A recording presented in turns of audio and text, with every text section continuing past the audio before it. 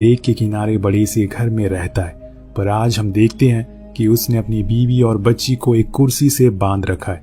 उसके सामने वो बहुत ही अजीब अजीब सी हरकतें कर रहा है, जिसके कुछ देर बाद वो सबसे पहले तो अपनी बेटी को मारता है और फिर अपनी बीवी पर कई बार वार करता है, लेकिन वो न जाने कैसे छूट जाती है और गेट पर आकर मदद के लिए गुहार लगाने लगती है। पर वहां उसकी सुनने वाला कोई नहीं था, इसीलिए वो इंसान फिर से उसे पकड़कर अंदर की ओर ले जाता है और उसे बहुत ही बेरहमी से मार डालता है। अब आपको लग रहा होगा कि वो इन दोनों को मारकर भाग जाएगा, लेकिन ऐसा कुछ भी नहीं है। उसके दिमाग में पता नहीं क्या चल रहा है। वो पहले तो अपने परिवार को खत्म करता है और इसके बाद खुद को कमरे में बंद करके अपनी जान ले लेता है। और कुछ इस तरह से इस कहानी का इंट्रो था। अब उसने ऐसा क्यों किया, इसका जवाब आपको आने वाले सीन में मिल जाएगा। तो कुर्सी की बेटी बांध लीजिए और लाइट को ऑफ कर दीजिए, क्योंकि आगे आने वाले कुछ सीन बच्चों के लिए बिल्कुल भी नहीं है। यहाँ से असली कहानी की शुरुआत होती है। एक 3 लोगों का सुखी परिवार जिसने अभी अभी कुछ दिन पहले इस घर को खरीदा है, वो भी कम दाम पर। सभी बहुत खुश होते हैं क्योंकि ये लोकेशन बहुत ही अच्छी होती है। उसके बाद हम देखते हैं कि माइक पास के ही गैराज में जाता है, क्योंकि वहां पर काम करने वाला मैल्कन नाम का आदमी कुछ ही दिन में रिटायर होने वाला है, ऐसा उसे बताया गया है, जिसके बाद उसे काम पर रख लिया जाएगा। वो आदमी कहता है कि मुझे तो ऐसा कुछ नहीं बताया गया, लेकिन हाँ अगर ऐसा है तो ठीक है, तुम कल से काम पर आ जाना। अब रात होने पर माइक कुछ कबाड़ को स्टोर रूम में रखने के लिए जाता है, जो घर से कुछ दूरी पर बना हुआ था।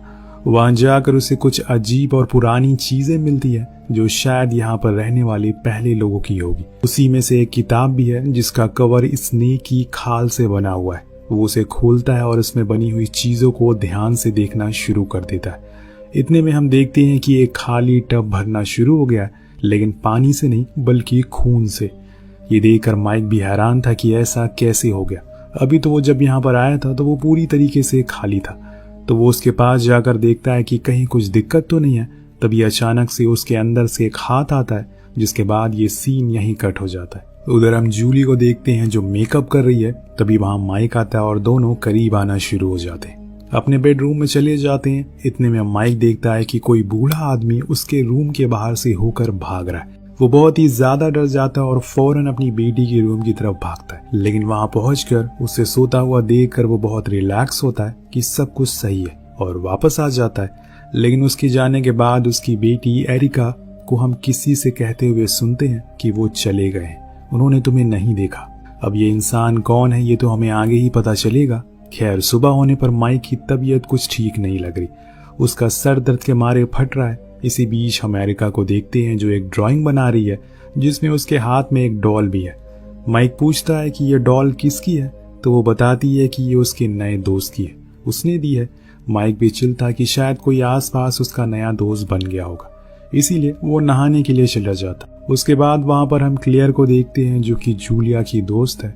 वो उससे मिलने के लिए आई है और इस घर की बहुत तारीफ भी करती है। दोनों काफी देर तक बातें करते हैं, लेकिन क्लेयर को कुछ ठीक नहीं लगता, क्योंकि काफी चीजें बहुत ही ज्यादा जल्दी हो गई है। पर जूलिया बताती है कि उनके लिए घर बजट में था, इससे ज्यादा वो अफोर्ड नहीं कर सकते थे। उसके जाने के बाद जूलिया को अपनी बेटी के रूम से कुछ आवाजें सुनाई देती है। ऐसा लग रहा था कि कोई बात कर रहा हो, पर वहां तो उसके अलावा कोई और मौजूद ही नहीं है। जिस चीज को वो चेक करने के लिए जाती है तो वो देखती है कि एरिका किसी से ब्लैंकेट के नीचे बात कर रही है। वो तुरंत ही उसको हटाती है, लेकिन तब तक वो गायब हो चुका था। एरिक का कहना था कि उसके दोस्त स्मिथ को किसी का साथ पसंद नहीं है, वो बस मेरे साथ रहना पसंद करता है। लेकिन वहां जूलिया को ऐसा स्मिथ नाम का बच्चा कहीं दिखाई नहीं देता। पर एरिका सब कुछ देख पा रही थी, स्मिथ को भी।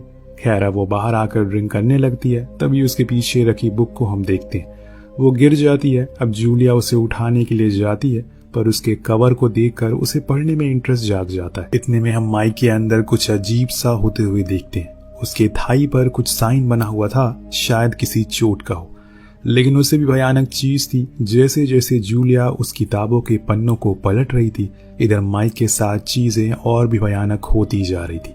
किसी अनजान लोगों के हाथ उसके पूरे शरीर को लगातार छुए जा रहे थे, पर उसे कुछ भी पता नहीं चल रहा था। ऐसा लग रहा था कि वो होश में नहीं है। यहाँ हम उस बुक में बनी कुछ पिक्चर्स को भी देखते हैं, जिनके चेहरों को किसी ने खराब कर दिया है।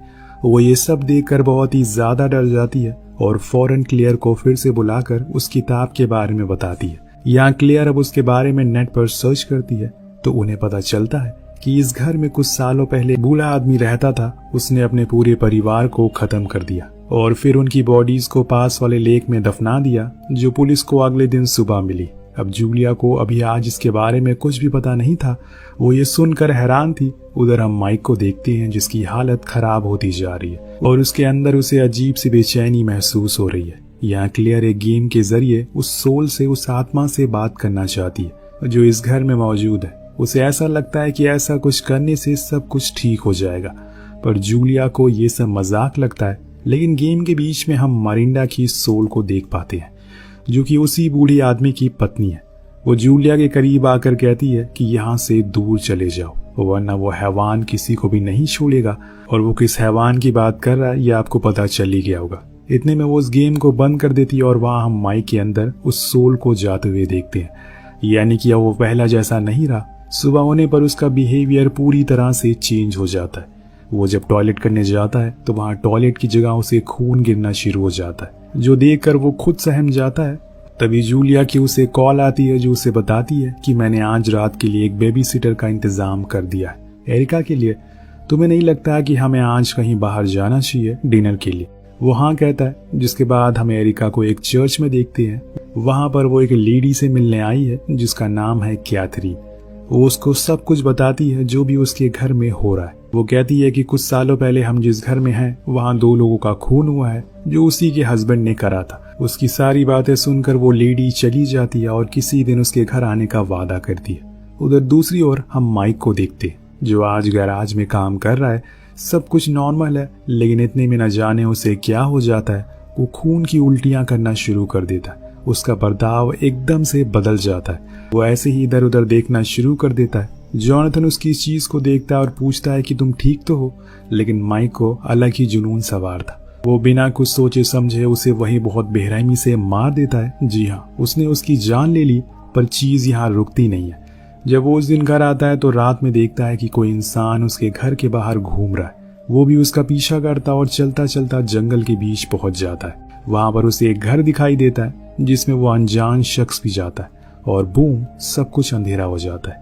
नेक्स्ट डे उनके घर पर मेलोनी आती है, एरिका की बेबी सिटर, जिसने उसे आज के लिए हायर किया था क्योंकि आज वो दोनों बाहर डिनर के लिए जा रहे हैं। उनके जाने के बाद मेलोनी और एरिका दोनों साथ में डिनर करते हैं, लेकिन वहां भी एरिका उससे कहती है कि आपको 3 प्लेट निकालनी है क्योंकि मेरे साथ मेरा दोस्त भी है। पर मेलोनी को वहां पर उसका कोई दोस्त दिखाई नहीं देता और वो जाकर फिर सोने की तैयारी में लग जाती है। लेकिन इतने में एक तेज हवा चलती है जिससे कि सभी कैंडल बुझ जाती है। ये सब देखकर मेलोनी की सांसें तेज होने लगी थी, लेकिन उससे ज्यादा वो तब डरती है जब उसके सामने एक बूढ़ा आदमी जो कि नेकेड था, यानी कि बिना कपड़ों के, वो आके उसके सामने बैठ जाता और वो बुरी तरह से उसे देखे जा रहा था। अब मेलोनी फौरन भागते हुए एरिका के पास जाती है और उसे एक बकेट में छुपा देती है। फिर वो बाहर आकर कॉल करने की कोशिश करती है, लेकिन इतने में उसके पीछे से हम कुछ लोगों को आते हुए देखते हैं। जो कौन थे हमें नहीं पता, लेकिन तभी अचानक से वहां पर वही बूढ़ा आदमी आ जाता है और उसे पकड़ लेता है। वो उसकी दोनों आंखों को निकाल लेता है, वो भी जिंदा हालत में। वो दर्द के मारे चीख रही थी, चिल्ला रही थी। इतने में हम बाहर उन दोनों को आते हुए देखते। दोनों बहुत ही नॉर्मल थे, पर तभी माइक खिड़की पर एरिका को देखता है जो किसी बूढ़े आदमी के साथ थी, जिसकी वजह से दोनों भागते हुए अंदर आते। वहां तो कोई उन्हें दिखाई नहीं देता और यहाँ गेट खुला था।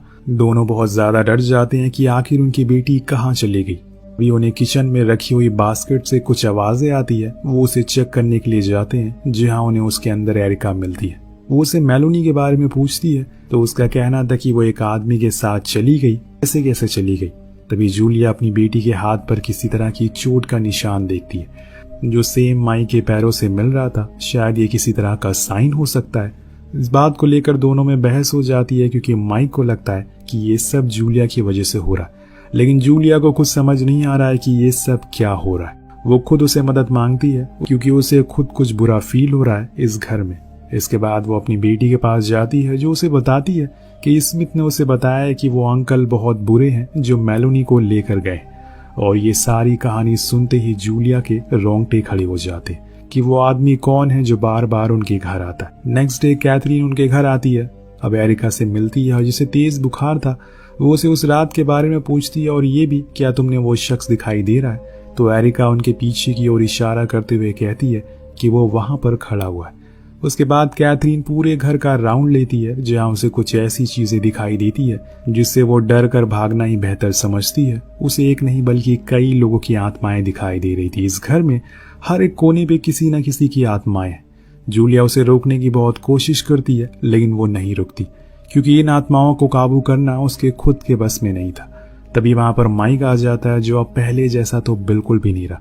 वो उसे ताने मारते हुए कहता है कि ये सब तुम्हारी वजह से हो रहा है। और अगले दिन जूलिया अपनी बेटी से कहती है कि वो घर के बाहर जा रही है, उसका ख्याल रखने के लिए उसकी आंटी क्लियर आने वाली है। पर जब वो ये चीज बताने के लिए माइक के पास जाती है तो वो अजीब ही तरह से पेश आता है। उसके सपने में वही बूढ़ा आदमी आता है जो उसकी और उसकी बेटी दोनों को मार रहा था।